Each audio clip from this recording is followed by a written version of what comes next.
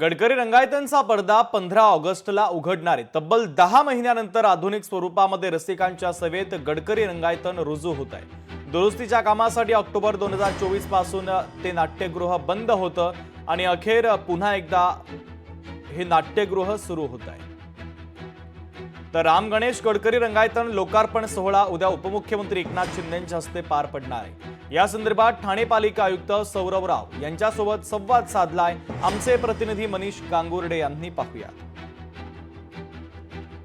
ठाण्याची सांस्कृतिक ओळख म्हणून बघितल्या जाणाऱ्या गडकरी रंगायतांचं उद्या लोकार्पण होत आहे उपमुख्यमंत्री एकनाथ शिंदे यांच्या हस्ते।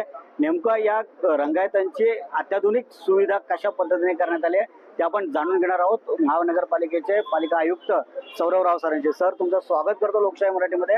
गेल्या 10 महिन्यांपासून गडकरी रंगायतांचं काम सध्या सुरू होतं, आता ते काम पूर्ण झालं आणि लोकांच्या सेवेसाठी ते रुजू होत आहे उद्या स्वातंत्र्य दिनाच्या पार्श्वभूमीवरती। काय सांगाल आपण या संदर्भात? आपण योग्य म्हटलं की साधारणतः 10 महिन्यापासून ठाणे महानगरपालिकाची पूर्ण टीम, त्यामध्ये civil engineering department, electrical engineering department, साऊंडची टीम, गार्डनची टीम, आपले एसीची टीम, हे सगळे लोक खूप मेहनत घेत होते, खूप कष्ट घेत होते आणि मागील 12-14 दिवसापासून इथे आपण ट्रायल रन सुरू केला आहे। ट्रायल रनचा हेतू हाच होता की यामध्ये कुठल्याही प्रकारची त्रुटी असेल तर आपण त्या त्रुटीचा निराकरण करू।